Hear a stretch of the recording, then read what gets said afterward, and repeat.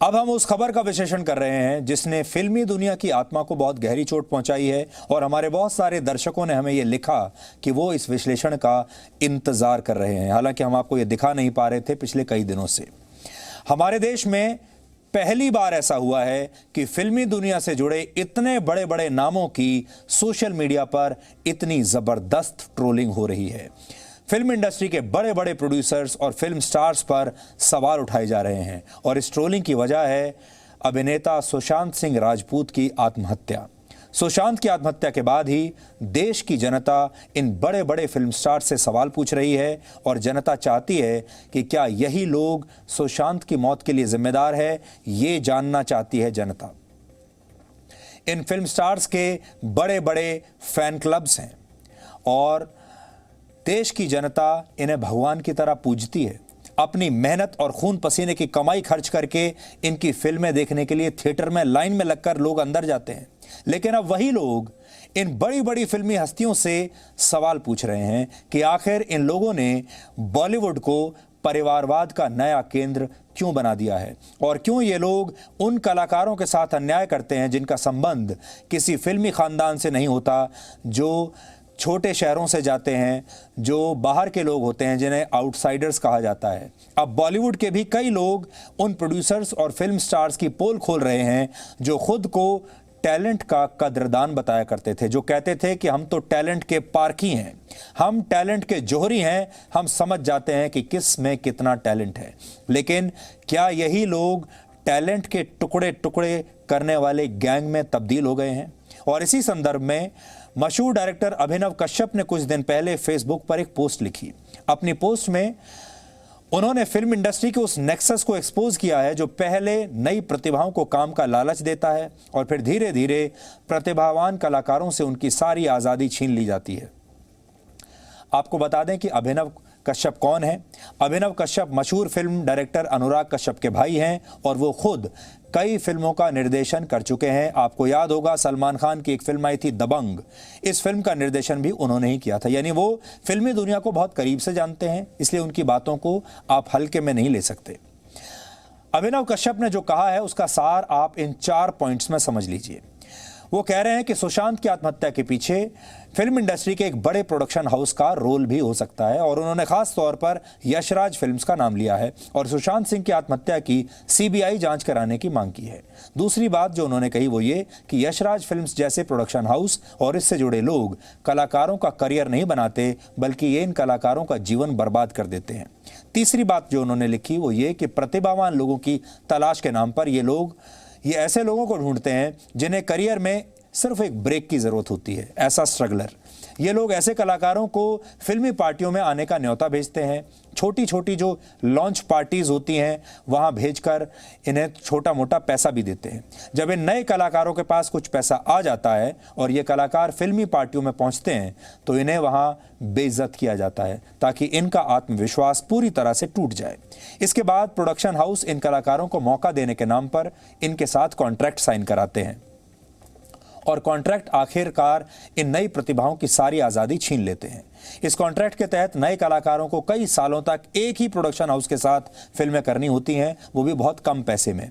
और इस दौरान अगर कोई अभिनेता किसी और प्रोडक्शन हाउस की फिल्म करता है तो उस पर जुर्माना लगा दिया जाता है और बॉलीवुड का ये गैंग उसका बहिष्कार कर देता है। उसे बाकी जगह फिल्मों में काम मिलना बंद हो जाता है या फिर डिस्ट्रीब्यूटर्स उसकी फिल्में खरीदते नहीं हैं। इसके अलावा उन्होंने अभिनेता सलमान खान और उनके परिवार पर भी कई गंभीर आरोप लगाए हैं। ये अभिनव कश्यप के आरोप हैं और हम इनकी पुष्टि नहीं कर सकते। जो उन्होंने अपनी फेसबुक पोस्ट में लिखा है वही मैं आपको पढ़कर बता रहा हूं। हम नहीं जानते कि वो सही कह रहे हैं या गलत कह रहे हैं, लेकिन वो फिल्म इंडस्ट्री में बहुत वर्षों से काम कर रहे हैं, बड़े बड़े फिल्म स्टार्स के साथ काम कर चुके हैं, बड़ी बड़ी फिल्में बना चुके हैं। लेकिन उन्होंने जो सवाल उठाए हैं वो वाकई गंभीर हैं और इस बात की तरफ इशारा करते हैं कि कहीं ना कहीं फिल्म इंडस्ट्री में परिवारवाद हावी है और जिन लोगों के साथ खानदान का नाम जुड़ा हो वो बाहर से आए लोगों को कभी सफल नहीं होने देते। अब फिल्म इंडस्ट्री के ही कुछ नामी गिरामी लोग सुशांत सिंह की मौत के बाद उन्हें बदनाम करने की कोशिश कर रहे हैं और कह रहे हैं कि सुशांत की दिमागी हालत ठीक नहीं थी और वो मानसिक रूप से बीमार हो गए थे। ये वो लोग हैं जिनके बच्चे, जिनके बेटी बेटियों को फिल्मों और फिल्में मिलती हैं और अवार्ड सिर्फ इसलिए मिल जाते हैं क्योंकि वो किसी बड़े फिल्मी ख़ानदान से संबंध रखते हैं। और यही वजह है कि अब आम लोग ही इन फिल्मी सितारों को आईना दिखा रहे हैं। आम लोग महत्वाकांक्षी होते हैं, मेहनत करना जानते हैं, अपने इसी जज्बे के साथ संघर्ष के दम पर आगे बढ़ना चाहते हैं। लेकिन जब वो अपने जीवन में ऐसे ही पक्षपात का शिकार होते हैं तो वो गुस्से से भर जाते हैं। और सुशांत की आत्महत्या के बाद उनका यही गुस्सा अब पूरे देश में बाहर आ रहा है। और इसीलिए परिवारवाद को लेकर नेताओं की आलोचना करने वाले लोग अब इन फिल्मी सितारों की आलोचना कर रहे हैं। आप इस ट्रेंड को समझिए। इससे पहले राजनीति में जो लोग परिवारवाद को आगे बढ़ाते थे और जो राजनीति के बड़े बड़े खानदान थे, लोगों का गुस्सा उन पर फूटता था। लेकिन अब शायद पहली बार ऐसा हो रहा है जब देश के आम लोग, देश का जो आम दर्शक है, फिल्म देखने वाला, वो उन्हीं फिल्म बनाने वालों के खिलाफ गंभीर आरोप लगा रहा है और उनके खिलाफ एक मुहिम चलाए हुए है।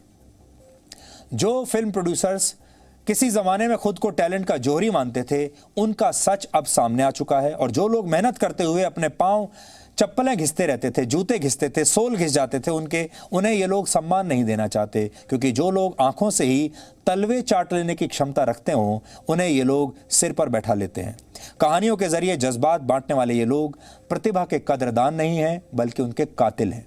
लेकिन सोशल मीडिया के दौर में अब इनके लिए अपना चेहरा छिपाना मुश्किल हो गया है। और यही वजह है कि लोग पहली बार बॉलीवुड के इन मठाधीशों को ज़बरदस्त तरीके से ट्रोल कर रहे हैं। इस बात को आप समझिए, आज से कुछ वर्षों पहले तक सोशल मीडिया नहीं था, खबरें बाहर आती नहीं थीं और जो जानकारियां होती थीं फिल्म प्रोड्यूसर्स के बारे में, डायरेक्टर्स और फिल्म स्टार्स के बारे में, वो बहुत कम हुआ करती थीं। जानकारियों की जो डिमांड थी वो बहुत ज़्यादा थी और जानकारियों की जो सप्लाई थी वो बहुत कम थी। इसलिए उनके जो दर्शक थे, उन्हें बहुत कम जानकारियां मिलती थी उनके बारे में। और कम जानकारियों के अभाव में दर्शक उन्हें लार्जर देन लाइफ रोल में देखते थे, बड़े पर्दे पर देखते थे और ये सोचते थे कि ये लोग हमसे अलग हैं, ये लोग हमारे जैसे कमज़ोर लोग नहीं हैं, ये बड़े लोग हैं। आप इसे बॉलीवुड का तख्ता पलट भी कह सकते हैं, क्योंकि पहली बार हो रहा है जब बॉलीवुड में इतने बड़े बड़े लोगों का तख्ता पलट करने की तैयारी आम लोगों ने कर ली है, दर्शकों ने कर ली है। और इसे आप विद्रोह कह सकते हैं, क्योंकि अब सोशल मीडिया का ज़माना है। लोकप्रियता किसी बड़े बैनर की मोहताज अब नहीं रही।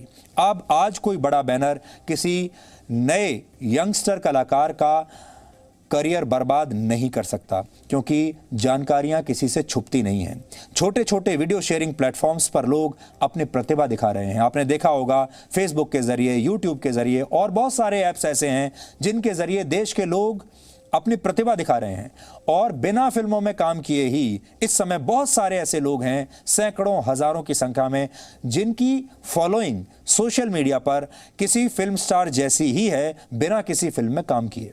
ये एक बहुत बड़ी बात है और इसी को हम कह रहे हैं कि ये ट्रेडिशनल बॉलीवुड के खिलाफ विद्रोह है और अब बॉलीवुड के तानाशाहों के लिए ये एक मुसीबत बन गई है। एक ज़माने में जब आप 70 mm के पर्दे पर इन फिल्म स्टार्स को देखते थे तो उनकी इमेज लार्जर देन लाइफ दिखती थी। ये स्टार्स लोगों को किसी भगवान से कम नहीं लगते थे। लेकिन अब कला पर किसी का कॉपीराइट नहीं रह गया है। अब छोटे छोटे शहरों के लोग भी इन फिल्मी सितारों को टक्कर दे रहे हैं। छोटे शहरों के ये बड़े स्टार्स फॉलोअर्स की संख्या के मामले में कई फिल्मी सितारों से आगे निकल गए हैं। यानी सोशल मीडिया ने सबको आज़ाद कर दिया है, लिबरेट कर दिया है और सबको बराबरी पर लाकर खड़ा कर दिया है। अब कुछ भी छिपाना किसी के लिए संभव नहीं है। इससे पहले फिल्मी दुनिया में फिल्मी दुनिया के जो पत्रकार होते थे और बड़े बड़े डायरेक्टर, प्रोड्यूसर्स और स्टार्स, उनके बीच में एक नेक्सस होता था। पत्रकार उनके साथ मिले हुए होते थे, वो उनके खिलाफ खबरें छाप नहीं सकते थे, लेकिन पत्रकार अब वही खबरें छिपा नहीं सकते। सरकारें सच नहीं छिपा सकती, फिल्मी दुनिया के लोग वो राज नहीं छिपा सकते जिनसे उनकी हकीकत सामने आ जाती है। सब कुछ सामने आ चुका है। बॉलीवुड में टैलेंट के टुकड़े टुकड़े करने वाला ये गैंग अब बेनकाब हो चुका है और सुशांत सिंह राजपूत की मौत इनकी तानाशाही के ताबूत की एक तरह से आप कह लीजिए आखिरी कील साबित हो सकती है। बॉलीवुड के इन कथित भगवानों को पूजने की परंपरा अब टूट गई है और जिसके पास प्रतिभा होगी वही आने वाले ज़माने का सच्चा सुपरस्टार होगा। इसलिए हमारी आपसे अपील है, ये एक आज़ाद दुनिया है। इस आज़ाद इस आज़ादी की हवा में आप खुलकर सांस लीजिए। आपके अंदर अगर प्रतिभा है तो आपको पलायन की कोई ज़रूरत नहीं।